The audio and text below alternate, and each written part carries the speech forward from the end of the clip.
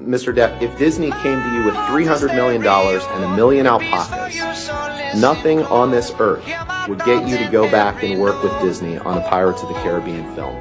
That is true, Mr. Roddenborn. Johnny Depp reveals the one thing keeping him from Pirates of the Caribbean 6. Depp's demand is a huge gamble, but it could pay off if he is able to win over the public. Fans have been vocal in their support for the actor, and a public apology from Disney could go a long way in repairing his reputation. The actor, who played Captain Jack Sparrow in the first 5 films, has reportedly said that he will only return if Disney issues a public apology and admits that they made a mistake in firing him. Depp was dropped from the franchise in 2018 amid allegations of domestic abuse from his ex-wife, Amber Heard. Is Disney going too far with their woke agenda? Now they're planning a Pirates of the Caribbean movie without Johnny Depp, the very man who made the franchise what it is. For years, Pirates of the Caribbean was one of Disney's biggest successes, and let's be real, it was all thanks to Johnny Depp's iconic portrayal of Jack Sparrow. But now, Disney seems ready to move on, replacing him with an all-female cast.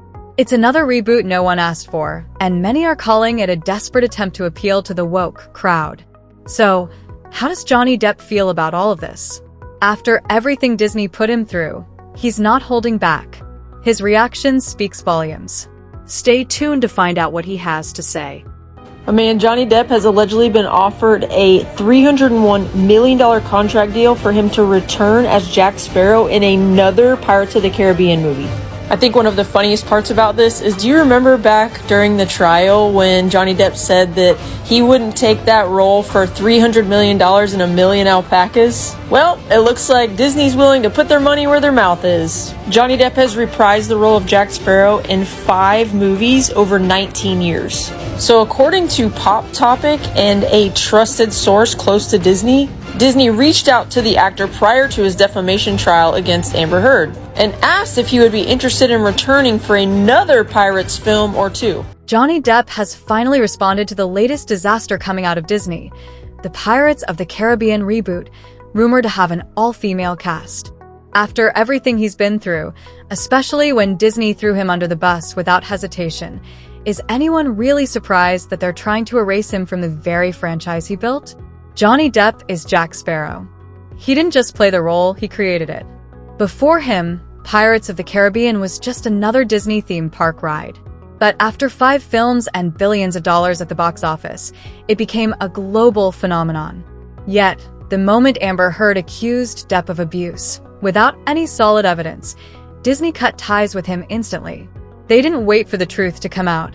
They didn't give him a chance to defend himself. They just dropped him like he never mattered. And when the trial exposed the truth, that Depp was the actual victim, did Disney apologize? No. Did they try to make amends? Absolutely not. Instead, they kept profiting off Pirates of the Caribbean merchandise while pretending Depp didn't exist. Now, instead of welcoming him back, Disney is pushing a woke reboot to erase him entirely. This isn't about telling good stories. It's about checking off diversity boxes and pushing a social agenda. Look at the Ghostbusters 2016 disaster or the Marvel's movies that prioritized identity politics over storytelling. Both of those bombed at the box office. But Disney is doubling down, repeating the same mistakes. The last Pirates movie came out in 2017, just 7 years ago. There's no reason for a reboot, especially when the franchise isn't even old. But Disney doesn't want to make a solid sequel. They don't want to acknowledge that Depp is the franchise. They don't want to admit that their obsession with pandering to the woke mob has been a failure. So they're trying to force audiences to accept a new version of Pirates, one without the very thing that made it work. The irony is that even Pirates producer Jerry Bruckheimer has openly said that if it were up to him, Johnny Depp would be in the next movie. But Disney's leadership won't allow it. They'd rather see the franchise fail than admit they were wrong. But the truth is, audiences aren't stupid. They know what made Pirates of the Caribbean great. This reboot isn't a fresh new take. It's a desperate attempt to rewrite history and erase Johnny Depp from his own legacy. And fans aren't buying it. Depp has made it clear that no amount of money will make him return to Disney. Why should he? Disney turned their back on him when it was convenient. They replaced him with an empty apology and a lifeless robot. Now they're hoping audiences will just accept it. But here's the reality. Pirates of the Caribbean without Johnny Depp is already dead. No amount of forced diversity, Hollywood spin, or a new all-female cast can change that. Disney made their choice, and now they're about to pay the price.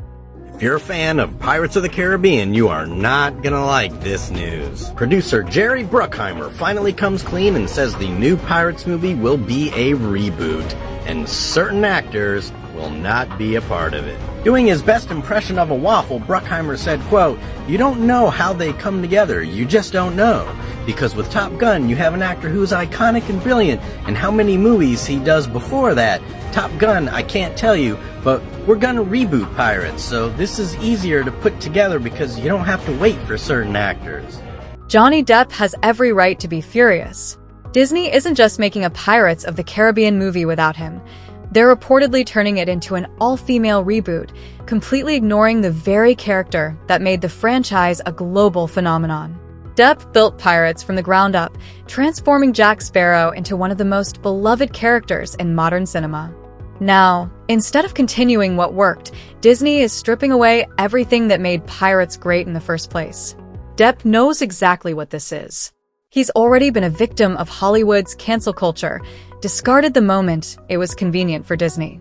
When Amber Heard accused him, Disney didn't hesitate. They fired him immediately, distancing themselves to protect their image. The trial later proved Depp was innocent, but did Disney make things right? No. They never apologized. They never asked him to return. Instead, they doubled down and are pushing Pirates in a direction that has nothing to do with its history and everything to do with virtue signaling. The idea of an all-female Pirates of the Caribbean is absurd, not because women can't be pirates, but because the world of piracy was built around men. The movies themselves acknowledged this in The Curse of the Black Pearl, where Mr. Gibbs warns that having a woman on board is bad luck, a superstition that existed for centuries among sailors. Disney didn't have a problem leaning into that historical reality when it served the story, but now they're pretending it never existed. The irony is hard to ignore. If Disney truly wanted to tell a story about female pirates, they had plenty of options within the Pirates universe. Elizabeth Swann wasn't just a love interest, she became Pirate King. Angelica, the daughter of Blackbeard, held her own against the most ruthless pirate in the series. These were strong, well-written female characters who didn't need an artificial gender swap to be relevant. But instead of building on what worked, Disney is forcing an all-female cast into a world that was never written that way.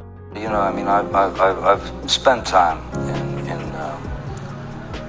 Great Ormond Street, where it was I was the parent when my daughter was ill, and it was. I mean, it was. I've known darkness in my life, but that was the darkest period ever. You know, it was when I was doing Sweeney, and I'd always kind of done these visits, but after that, the visits became more and more important because the kids, bless them, you know, they're so strong, they're so courageous, but the parents are the ones who are slowly dying, and to be able to bring a smile or a giggle to these people is, it means everything in the world to me. Far more than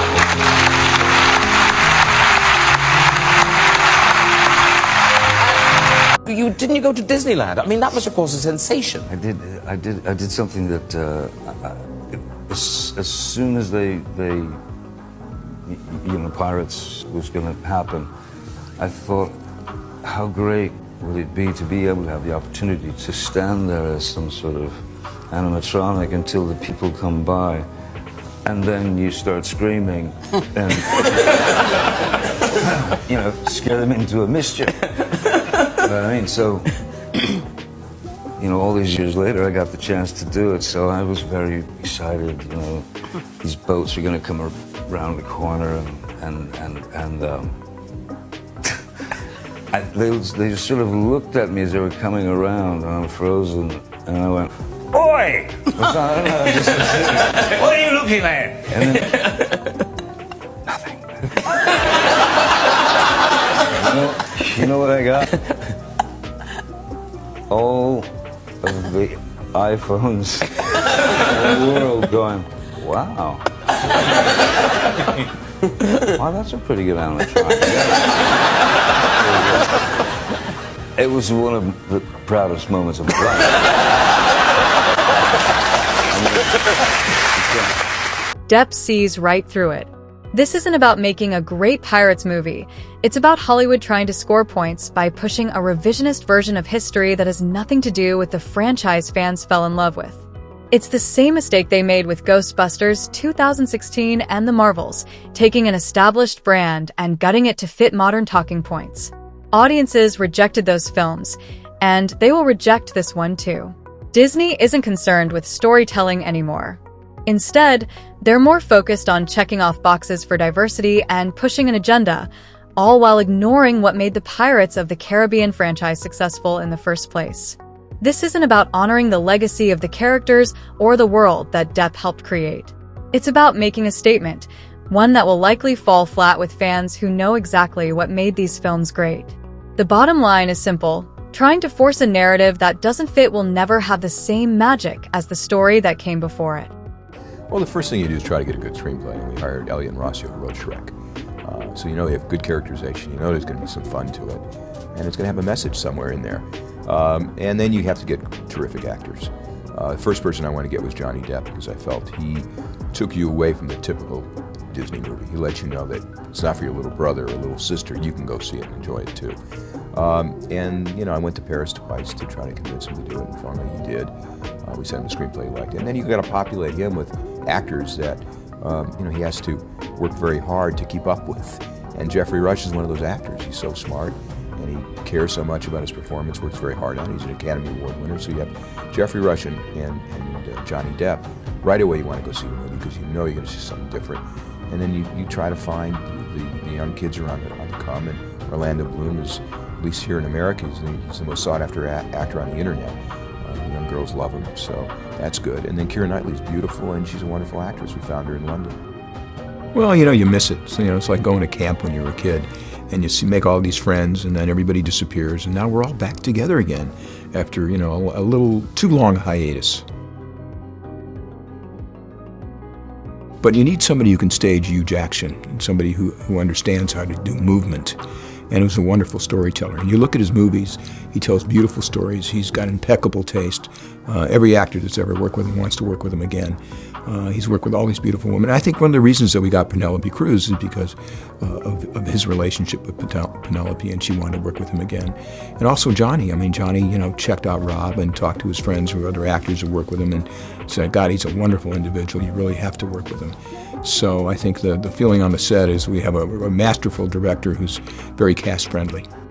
Well, you know, you're dealing with the biggest actor in the world, the most popular actor in the world, and mostly one of the best actors in the world.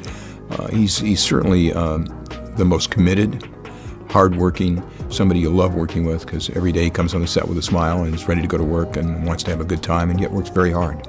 I think it's a continuation of our story. Anybody who loved the first three Pirates is going to love. It's a throwback to the first one.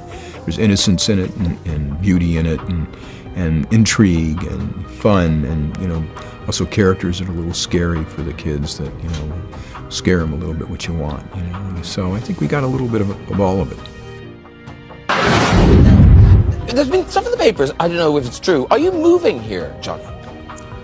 Is this the move to Manchester? Yes. It's possible, I guess. Okay. I mean, Have you gone to see a house in Manchester? no, I haven't. No, I've actually never been to Manchester. I'm sorry, I've always wanted to go, but yeah, no, I've never been. Okay. So But I'll take a house there. I mean, why you not? do it. Yeah. Yes. Apparently, I already live in Bath as well. Oh, really? Yeah, I was seen buying spatulas and stuff. Good. That's a very good celebrity sighting. Johnny Depp buying a spatula in Bath. It might be my favorite of my own. Now you're in town. Adam McKay said, how would you like to do a feature film in 4 days? And I went, I like that idea. And then he said, how would you like to play Donald Trump?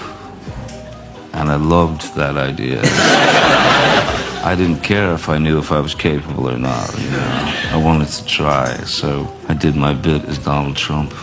they don't really trust foreigners. You don't want to be Donald Trump. It was difficult. He speaks real weird. Yeah. Because the way he speaks is very specific. Yeah. Were you telling all the Mexicans to get offset? I told them to build me that wall. I'm going to build a wall. I want a sensational wall. A fabulous wall. And now I'm going to have to pay for it. Because you know what? Mexico's going to pay for it. I don't remember what the question was, but it doesn't matter because I'm not going to answer it anyway. Jerry Bruckheimer, the producer of every Pirates of the Caribbean film, has confirmed that the next movie will be a reboot, not a sequel. While he hasn't explicitly commented on the all-female cast rumors, Disney's track record makes it clear where this is heading. His remark about not waiting on certain actors was an obvious reference to Johnny Depp, confirming what fans already knew. Disney never intended to bring him back. Depp's reaction? Disappointment, but not surprise. He knew Disney would never admit they were wrong. He knew they would rather destroy the Pirates brand than acknowledge that Jack Sparrow is the heart of the franchise. He isn't just upset about being replaced, he's angry at what Pirates of the Caribbean is becoming. This isn't the world he helped create, and this isn't the kind of story that captivated audiences for years. Instead, it's corporate Hollywood trying to erase the past, and Depp won't stand for it. For months, conflicting reports have surfaced about Pirates of the Caribbean 6, with some sources claiming that Disney wants Johnny Depp back. On the surface, it would make sense.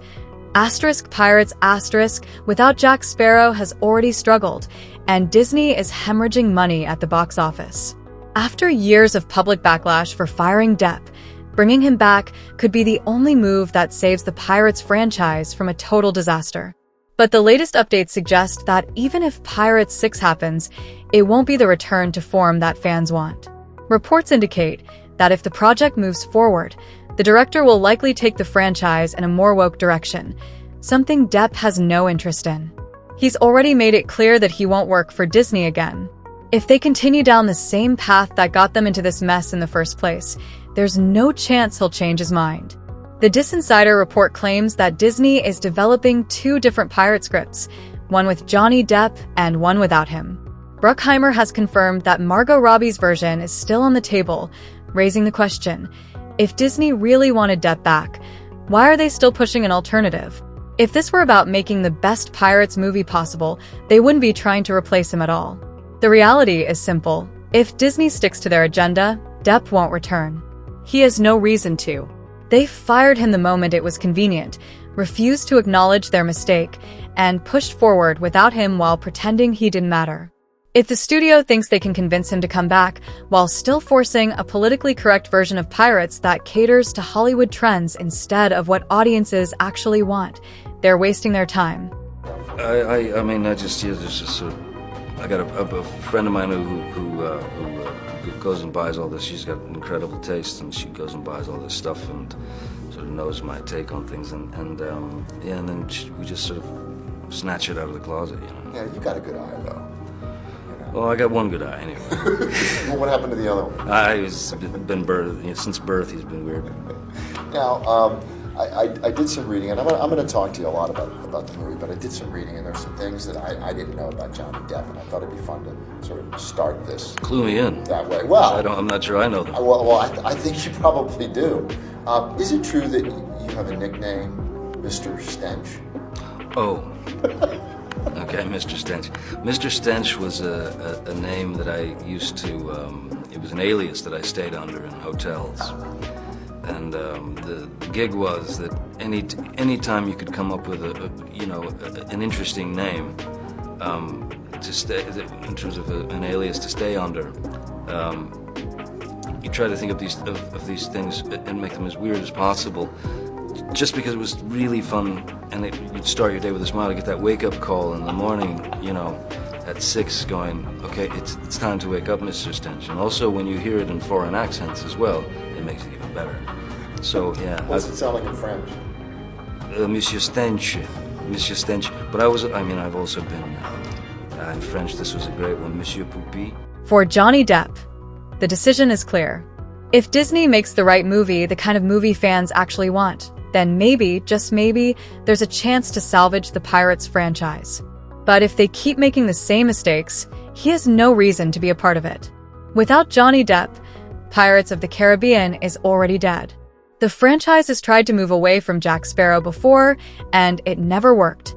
Even in Dead Men Tell No Tales, where Depp's role was reduced, audience interest began to decline. Every attempt to sideline him showed that fans weren't coming to see pirates, they were coming to see Jack Sparrow. Disney is making that same mistake again. The idea of an all-female pirates movie isn't what audiences want. It's what Hollywood executives think audiences should want. They are following the same formula that has already failed them countless times. The Marvels, Bond, Indiana Jones 5, and Star Wars all lost their fan bases or flopped at the box office. Every time Disney makes a decision based on social messaging instead of good storytelling, they lose money. Fans want a movie that honors the legacy of Pirates of the Caribbean, one that's true to its roots, not one that's been reworked to fit modern agendas.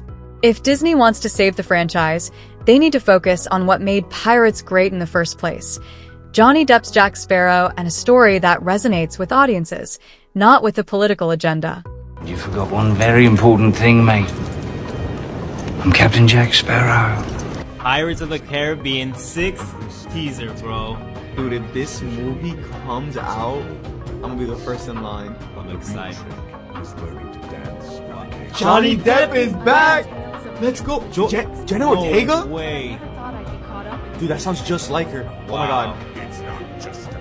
Is that Johnny Depp? He sounds so legit, bro. Oh my god. No way. Oh my god. Like that, Hold bro. up. That's his daughter. It's his long lost daughter. No way. It kind of looks like her. They kind of look alike. Can't escape what's written in the stars. This is crazy. This This is gonna be looks movie of the year. insane. Oh my god. Coming. Bringing back Johnny Depp is the only way Pirates of the Caribbean has a future. The audience has made it clear, if he's not involved, they don't care. The backlash against Disney has already been massive, and every failed project is proof that people are tired of these changes. A Margot Robbie-led Pirates movie won't capture the same love that Jack Sparrow did. A gender-swapped crew won't make up for the lack of an actual story. Disney needs Depp more than he needs them. The company has been struggling, with Marvel and Star Wars tanking and their theme parks losing revenue. They're desperate for a win, and Pirates is one of the few franchises that could still turn things around. But if they refuse to acknowledge why people loved it in the first place, it won't matter. No one is going to show up for a version of Pirates that ignores everything that made it great. Without Depp, the magic is gone. The fans know it, and Disney needs to realize it before it's too late. Pirates of the Caribbean was Jack Sparrow, and without him, there's no Pirates. Disney's got one shot to get it right. If they keep pushing their agenda over the essence of what made the franchise a global phenomenon, they're setting themselves up for failure. Sorry? When did you first receive the script for Pirates of the Caribbean? The first screenplay I received was 2002, I believe. Yeah, 2002. And the character of Captain Jack was more.